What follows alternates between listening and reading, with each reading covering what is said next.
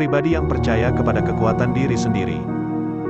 Bijak berkata-kata berarti mencakup 3 hal, yaitu perasaan yang halus, kefasihan berbicara, dan kekayaan bahasa.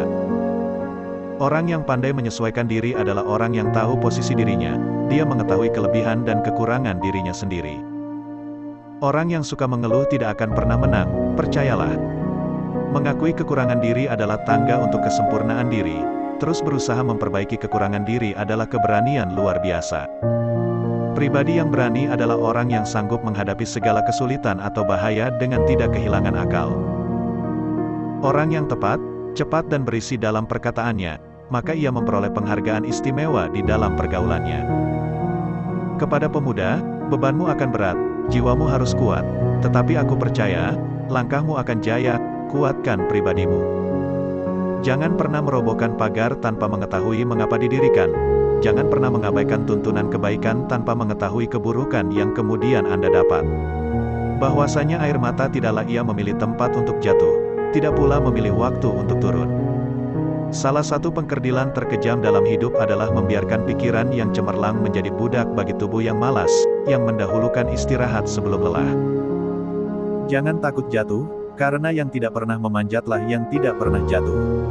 Yang takut gagal, karena yang tidak pernah gagal hanyalah orang-orang yang tidak pernah melangkah. Jangan takut salah, karena dengan kesalahan yang pertama kita dapat menambah pengetahuan untuk mencari jalan yang benar pada langkah yang kedua. Ikhlas dan sejati akan bertemu di dalam senyuman anak kecil. Senyum yang sebenarnya adalah senyum yang tidak disertai apa-apa. Satu-satunya alasan kita untuk hadir di dunia ini adalah untuk menjadi saksi atas keesaan Allah. Emas tak setara dengan loyang, sutra tak sebangsa dengan benang. Kalau Tuhan tidak menjadikan perhambaan dan perbudakan, tentu tidak akan timbul keinginan hendak mengejar kemerdekaan.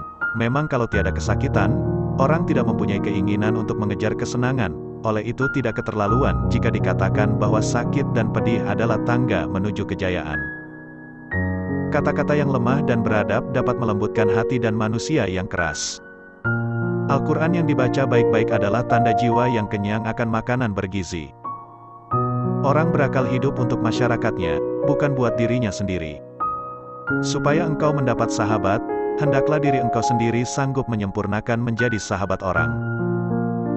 Di belakang kita berdiri satu tugu yang bernama nasib, di sana telah tertulis role yang akan kita jalani.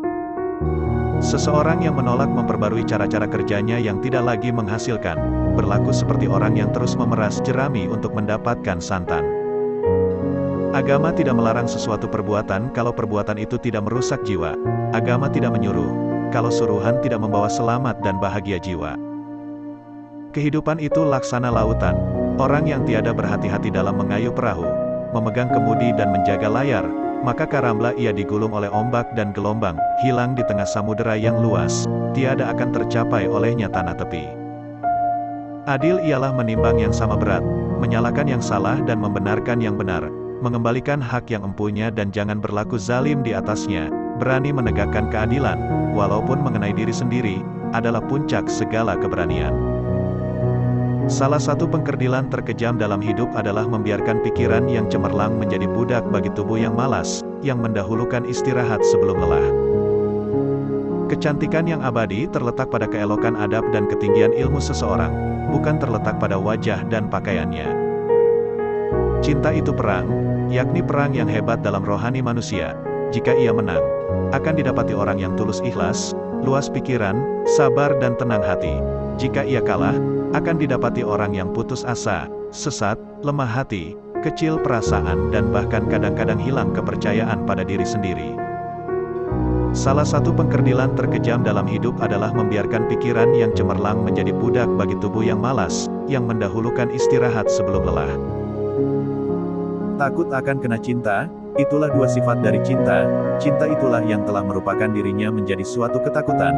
Cinta itu kerap kali berupa putus harapan, takut cemburu, hibah hati dan kadang-kadang berani. Bahwasanya cinta yang bersih dan suci, murni itu, tidaklah tumbuh dengan sendirinya.